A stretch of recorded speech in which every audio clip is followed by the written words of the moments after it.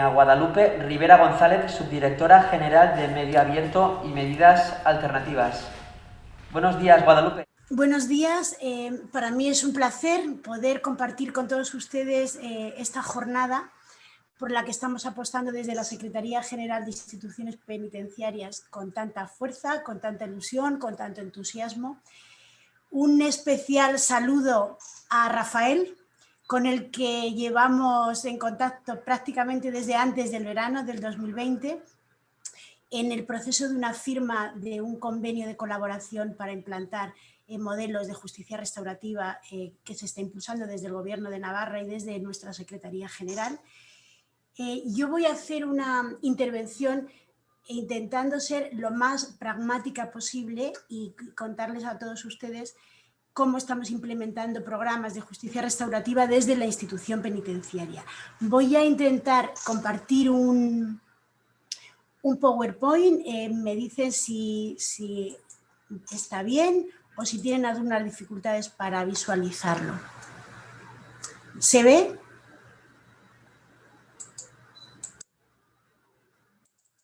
¿Hola?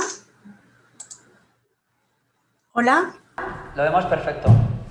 Bien, vale, gracias. Se ve perfecto, ¿no? Bueno, pues... ¿Perdón? Sí. Voy a intentarlo.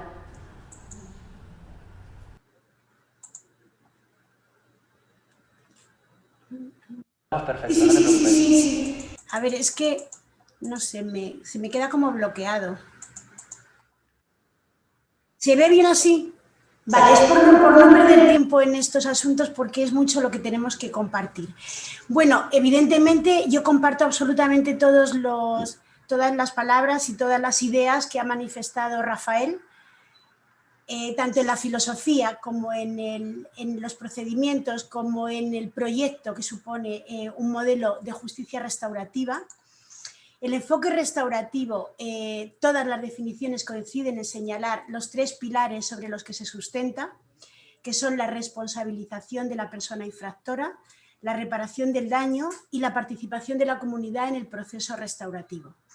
La justicia restaurativa, evidentemente, es un modelo alternativo de justicia cuyo objetivo es reparar el daño causado a la víctima, un proceso en el que interviene siempre una tercera persona ajena al conflicto que media entre víctima y persona denunciada para que esta última ayude a la primera a superar la situación que ella misma ha originado.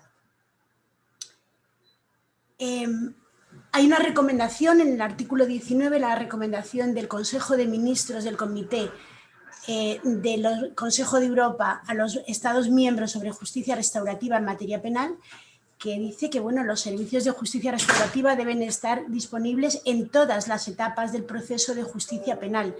Las autoridades competentes y los profesionales tienen derecho a proporcionar a las víctimas y a los delincuentes información suficiente para determinar si desean o no participar.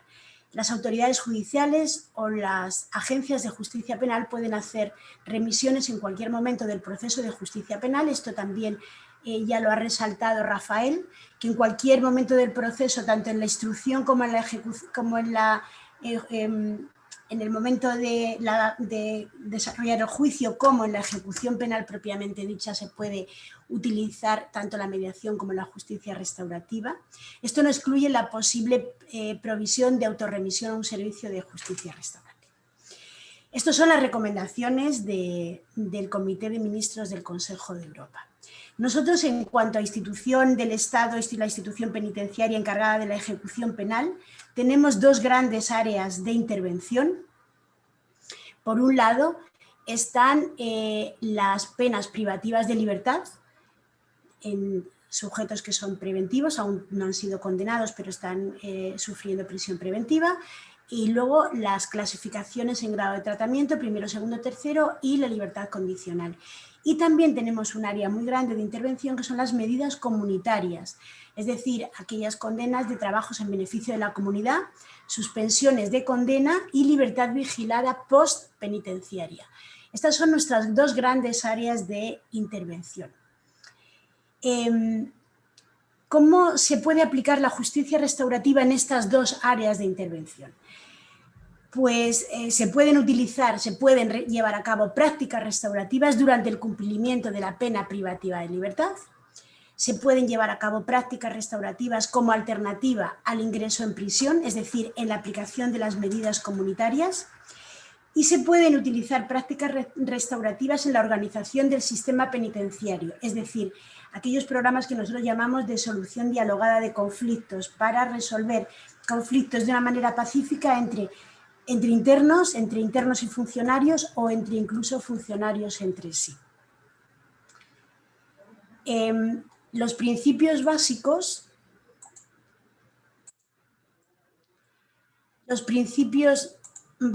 que tenemos como institución es que los materiales que utilizamos, tanto en cuestión de talleres de justicia restaurativa como de programas de justicia restaurativa, tienen que ser homologados y unificados y ser exactamente, o sea, la intervención tiene que ser exactamente la misma en una provincia que en otra, en una comunidad autónoma que en otra. Es decir, su implementación tiene que ser a nivel nacional y tiene que ser homogénea para todas las provincias y las comunidades autónomas, donde tenemos competencia en materia penitenciaria, tanto en el cumplimiento de medidas comunitarias como en el cumplimiento de penas privativas de libertad.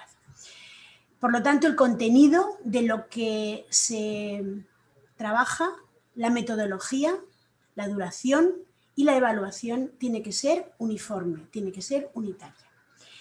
El desarrollo de estos programas y de estos talleres de justicia restaurativa tiene que serlo por entidades externas expertas. ¿Para qué? Para garantizar la imparcialidad frente al ofensor y ofensora y frente a la víctima. Es decir, cuanto más externa sea la entidad, más externa a la institución penitenciaria, más objetividad y más imparcialidad ofrecerá en el desarrollo del proceso de justicia restaurativa.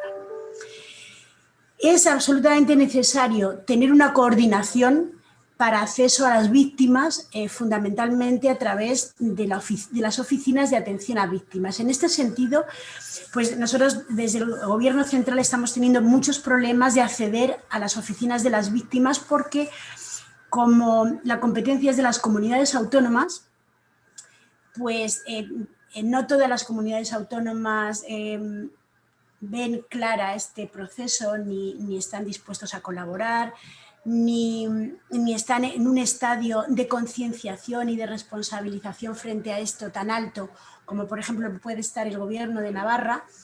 Y entonces es absolutamente necesario que haya una coordinación a través de las oficinas que hasta ahora todavía no hemos conseguido. También es cierto que estamos como en una fase inicial, ¿no? Una fase inicial, llevamos 3 años, pero todavía consideramos que estamos en una fase inicial y que tenemos que evolucionar muchísimo más a todos los niveles, ¿no?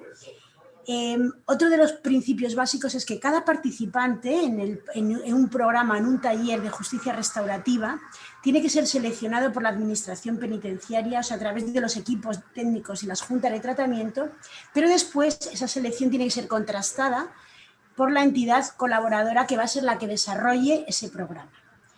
Se hace necesario establecer convenios de colaboración con diferentes administraciones, tanto locales como autonómicas, y con entidades colaboradoras especializadas en el trabajo con justicia restaurativa. Y asimismo se hace necesario también la creación de un grupo mixto de seguimiento. Un grupo mixto tanto de profesionales penitenciarios como de profesionales de las entidades colaboradoras, como a nivel político de los dirigentes políticos de distintas comunidades autónomas. Talleres de justicia restaurativa en la ejecución penal. ¿Cuál es el marco legal? El marco legal nos lo ofrece el Código Penal actual, tanto en su artículo 49, cuando habla de la naturaleza de la pena de trabajo en beneficio de la comunidad, cuando habla que no se pueden imponer sin el consentimiento del penado, que le obligan a prestar su cooperación, que no será retribuida económicamente, que realizará actividades de utilidad pública, que pueden estar relacionados con el delito de la misma naturaleza. Y cuando nos habla concretamente de que las labores de reparación de los daños causados o de asistencia a las víctimas, es decir, nosotros podemos perfectamente trabajar con penados condenados a trabajos en beneficio de la comunidad, porque expresamente el Código Penal en su artículo 49 así lo establece, es decir, que nosotros siempre nos vamos a mover en el marco del cumplimiento de la ley. En cuanto al artículo 90.2, también al adelantamiento de la libertad condicional, uno de los requisitos es la participación efectiva y favorable en programas de reparación a víctimas. Es decir, ya el Código Penal nos va dando el marco legal para que nosotros podamos estar actuando y trabajando con un objetivo muy claro, ¿no? Y es, aparte de responsabilizar al ofensor o a la ofensora, tener en mente la reparación a las víctimas, que es un elemento fundamental y principal en el paradigma y en la filosofía de la justicia restaurativa. Hay evidencia científica suficiente de las bondades de este modelo de justicia. Hay, por ejemplo, estudios, el estudio de Liebman en el 2007, que hizo un estudio de prisiones organizadas con prácticas restaurativas, que ofrecían una tasa de reincidencia en torno al 16% frente a la tasa de reincidencia del 50-60% de las prisiones organizadas con prácticas tradicionales que no tienen en cuenta en absoluto la práctica restaurativa. Y es que yo aquí voy a hacer un apunte muy personal. Yo llevo 33 años trabajando en la institución penitenciaria.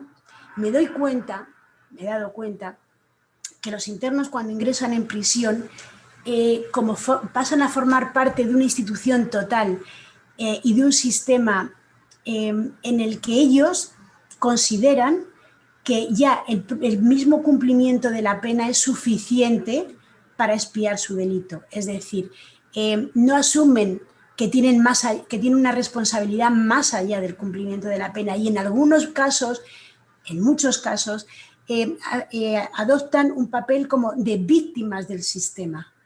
Entonces ellos se victimizan frente al sistema penitenciario, que bueno, pues es un sistema de una institución total, ¿no? Entonces a mí me parece fundamental este modelo, porque este modelo les responsabiliza, les hace responsables directos de lo que han hecho y les da la posibilidad de modificar el futuro, de reparar la víctima, de llegar a un proceso de conciencia y de responsabilización personal, íntima, interna, en el que la víctima adquiere un papel fundamental dentro, por supuesto, siempre del respeto a ambas partes, a la víctima y al victimario, y dentro de un entorno controlado, con un trabajo experto, de personas expertas, y bueno, pues con una cobertura legal suficiente para darle a este proyecto un marco que permita desarrollarlo con máximas garantías.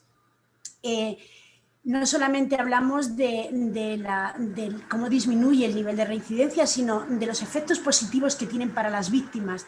Las víctimas que han participado en estos procesos, uno de los estudios ha sido de Sherman y Strang en el 2007, hablan de que ella, después de someterse a un proceso de justicia restaurativa, han mejorado psicológicamente, disminuyen el miedo a futuros encuentros, aumentan la autoestima, son capaces de entender también de alguna manera la motivación del infractor, o la motivación de por qué se les ha hecho el daño que se les ha hecho. Tienen posibilidad de comentar, de sacar de sí todo aquello que les ha estado angustiando durante años, y por supuesto siempre eso es muy positivo.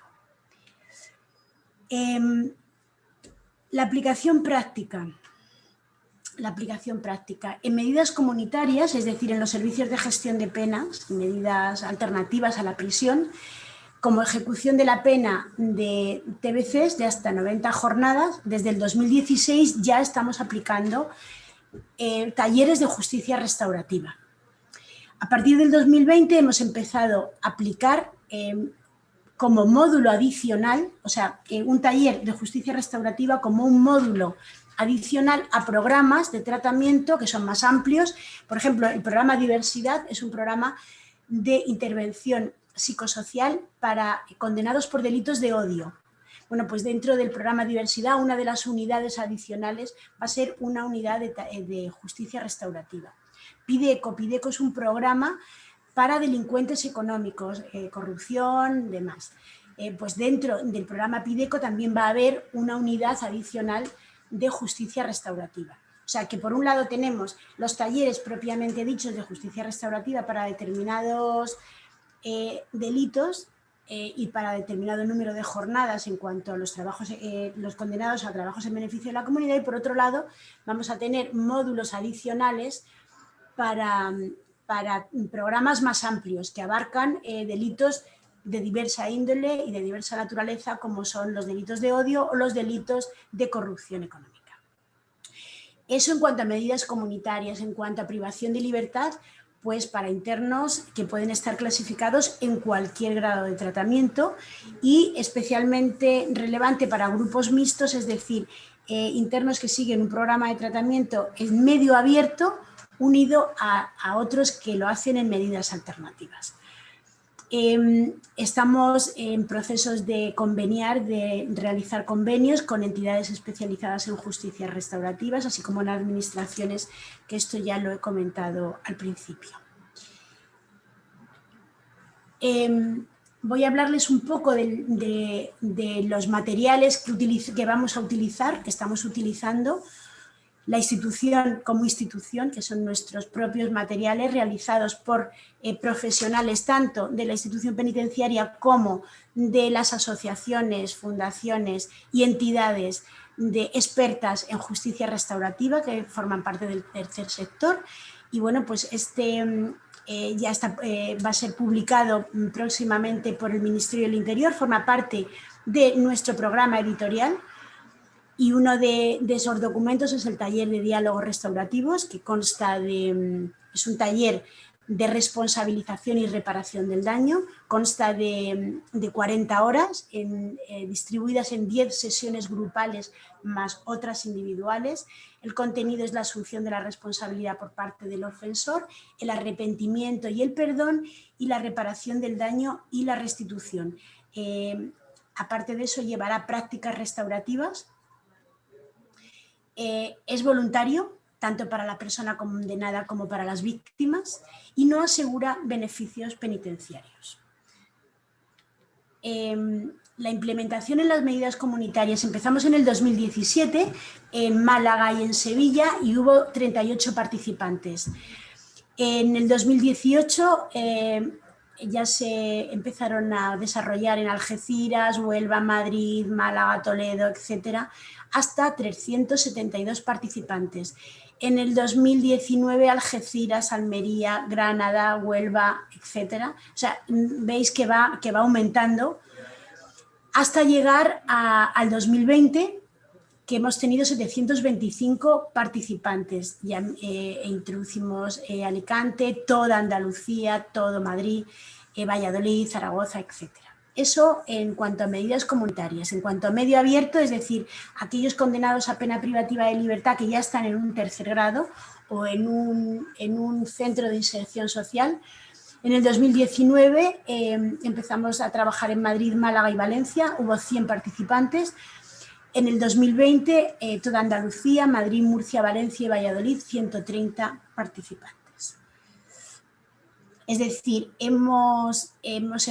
empezamos a trabajar en justicia restaurativa en el año 2017 con 38 participantes, y ahora mismo estamos en el 2020, 855, y hemos apostado muy fuerte para el 2021, para seguir aumentando exponencialmente esta cifra de programas y de talleres desarrollados.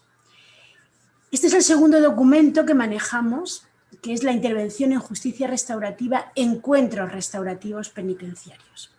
Se interviene, en este caso, este tipo de programas, se interviene en paralelo con persona penada y víctima, Por lo tanto, hay sesiones con víctimas y personas penadas anteriores al encuentro restaurativo, luego se produce el encuentro restaurativo y a continuación hay sesiones con víctimas y personas penadas posteriores al encuentro restaurativo.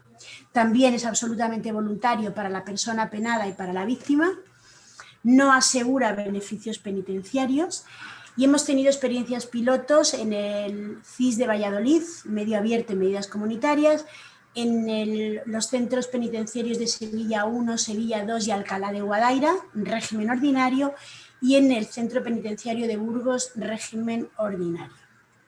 Han sido experiencias de encuentros restaurativos. Creo que hoy también va a participar Virginia y ella supongo que nos hablará de su experiencia en el centro penitenciario de Burgos. Las peculiaridades de la justicia restaurativa en la institución penitenciaria. Tenemos dificultades de acceso a los datos de las víctimas. Aquí sí que necesitamos colaboración del ámbito judicial. Estamos funcionando de una manera dispar en distintas comunidades. Por ejemplo, en Valladolid tenemos la total y absoluta predisposición del juzgado de vigilancia, pero eso no ocurre en todos los territorios. Hay, por ejemplo, en Sevilla, a través de la Fiscalía, que es la que nos pone en contacto con las oficinas de las víctimas, pero bueno, hay muchas otras comunidades en las que nos está costando mucho esfuerzo y mucho trabajo y muchas dificultades para llegar a las oficinas de atención a las víctimas, porque en muchas comunidades tampoco está funcionando excesivamente bien o porque tampoco están realmente bien organizadas o, bueno, por la razón que sea, ¿no? Nos está costando mucho tener acceso a los datos de las víctimas, que a nosotros nos gustaría que fuera de una manera unitaria, ¿no? Tener un protocolo, que hubiera una coordinación con el Consejo General del Poder Judicial y la Fiscalía General del Estado, impulsar todos estos procesos, porque esto es una cosa de todos. Perdón.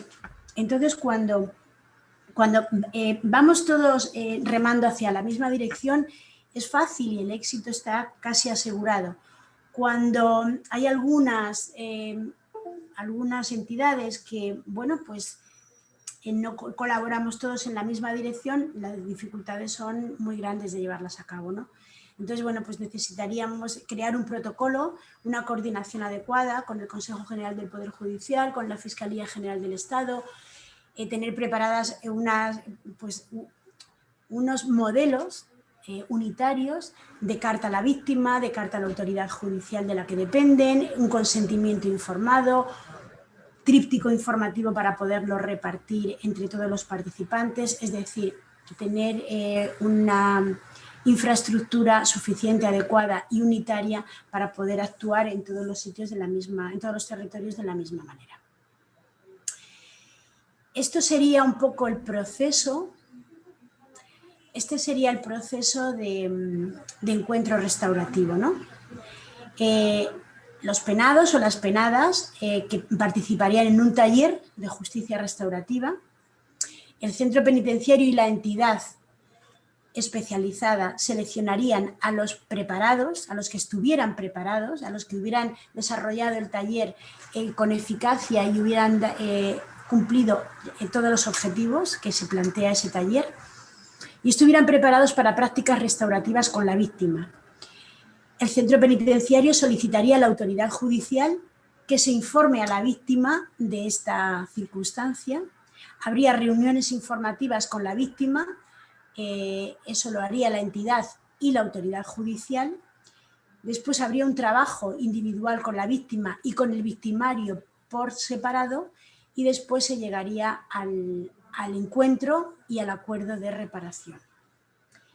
Les he traído un modelo que ya lo tenemos elaborado y que también forma parte del programa editorial del Ministerio del Interior y es un tríptico informativo sobre la justicia restaurativa para todos los participantes, todas las personas penadas, tanto a medidas comunitarias como a pena privativa de libertad, en el que se explica qué es la justicia restaurativa, por qué surge, para qué sirve, cuál es el proceso, cuál es el objetivo, cuál es el beneficio, a qué nos enfrentamos.